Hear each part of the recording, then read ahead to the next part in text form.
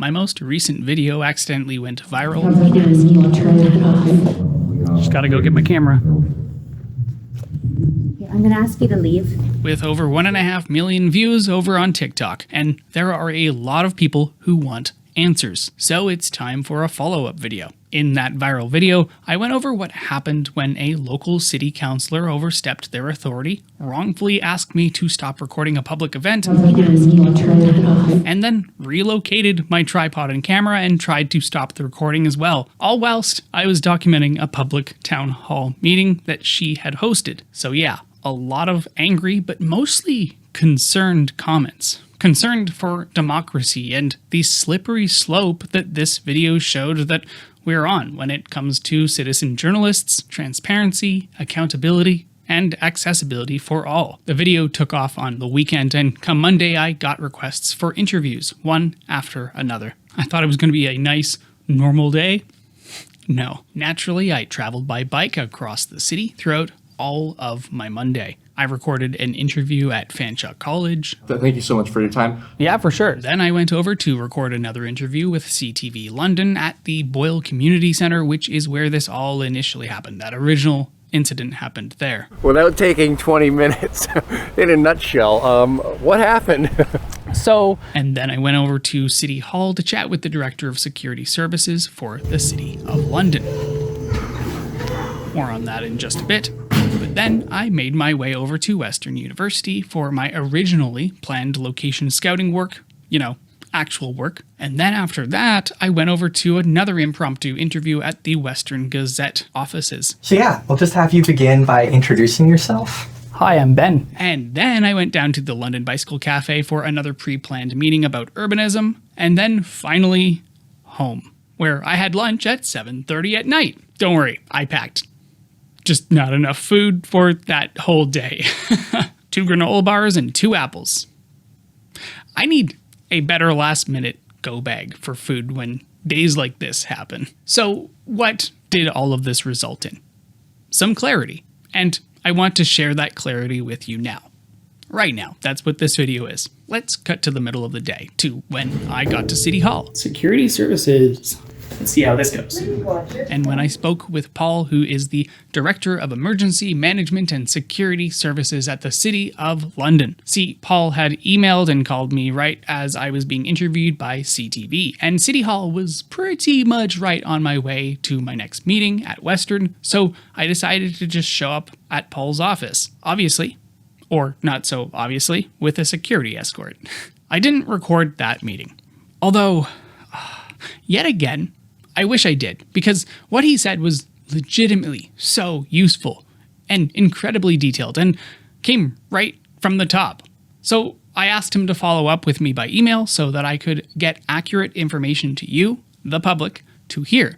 It had a lot less info in it than I expected, though. I followed up, but I wasn't going to be getting much more other than this PR-safe copy of his email. I'll put those emails on screen for reference, and I'll jump around a little bit and break it down into an explanation that's even easier for everyone to understand, including myself, really. This is like an exercise to be like, okay, let's break this down and see what it means very specifically. First, he thanked me for meeting and personally apologized for the response of the corporate security representative at the time on that day. None of what happened should have happened. You heard it right here. And I know everyone is dying to know this, especially coming straight from the City of London and its representatives. Was it legal for me to film this public event? Yes, it was entirely 100% okay for me to be filming this public event. And I know that Paul had a word or two with the counselor involved in this entire situation, but that's not in the email. Again, kind of those little bits that are left out when you don't record something. I'm really a fan of recording things, right? It just... Okay, on to more great information that anyone here in London can use when they go to record public events. Now, this might also be applicable in other places in Ontario, but as soon as you get out of that, and even outside of London, municipalities have different rules, so you'd have to kind of ask, I guess, directors of securities in your municipalities to figure that out. But for London, this is coming directly from the top. Generally, security takes direction from whoever is chairing a meeting. So if the chair or lead on the meeting wishes someone to be removed, they would advise security, who would in turn ask the individual to leave. So who does corporate security take directions from? Whoever is chairing the meeting. For those of you who aren't aware, a meeting chair or chairperson is a leader of a meeting, a committee, a board, who is responsible for managing the meeting's proceedings. That was close to being a tongue twister. In this situation, the security official should have consulted with their manager prior to asking you to leave the meeting, as I do agree that this was a public meeting and therefore would generally be open to recording. That means that even though corporate security takes their cues from whoever's chairing the meeting at hand, they still can't infringe on your rights to, in this case, film in a public space and at a public meeting, especially because I wasn't causing a scene. I mean, the city councilor was causing a scene by touching my personal property, but I wasn't. According to plenty of commenters, I kept my cool way better than most people would have. Think of it. A public official comes over and turns your stuff around. You then turn it back, and then they approach again and fully lift up and relocate thousands of dollars of equipment to the front of the room. To put it into another perspective, that setup that she was lifting up was more expensive than the majority of purses and backpacks or other personal belongings in the room at that time. Would she choose to relocate someone's purse without their consent? I don't think so. I mean, that would be so weird. And would that same person not go grab back their belongings or let's say their purse from the city councilor? Yeah, I'm pretty sure people would do that and not be happy about it either. And yes, I'm sure they would also post about it online. So then, why was corporate security thinking that I was the one causing trouble here? Yes, I know that she's the chair, and then security was taking their cues from the chair of the meeting. But when you have a troublesome chair, call your manager. That's what the director of security at the City of London says. Now you know. Speaking of, we have met with the individual to ensure that this does not happen in the future, and when in doubt, the official is to contact their manager. So, to anyone listening right now, if this were to happen to you, Paul, the Director of Emergency Management and Security Services at the City of London, Ontario, Canada, has stated in writing that any corporate security guard is required to contact their manager before continuing with your removal or whatever the chair's demand is.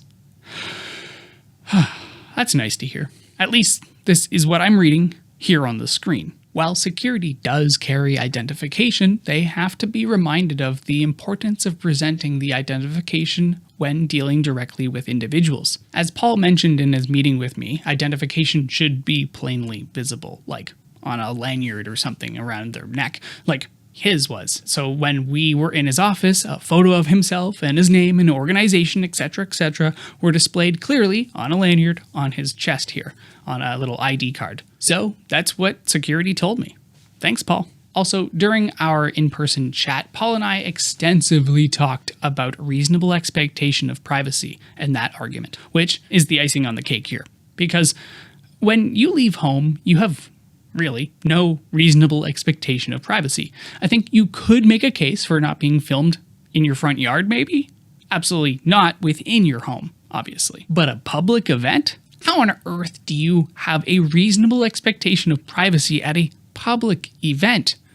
You don't. And if you did, then why wasn't Susan or corporate security or everyone in the audience not calling out all of the people who were filming me with their phones at the event after Susan made the big fuss? I'm not calling them out because I have no reasonable expectation of privacy when I'm at a public event. So no one else should expect to not be filmed. I'm glad that those people were documenting what was actually happening, and I'm kind of disappointed that I haven't found those recordings posted online because I would have loved to share them with you. So yeah, those are my thoughts on public and private expectations of privacy. As for those interviews that I was talking about, that's for another video. Because, you see, the news networks also reached out to the counselor in question. And while I focused on transparency and freedom, she seemed to focus on blaming me for everything that had happened. She really doesn't seem to be taking responsibility. Apparently, I was handling things incorrectly by sitting down at the back of the meeting room, staying quiet, and occasionally checking on my static camera that was off to the side of the room.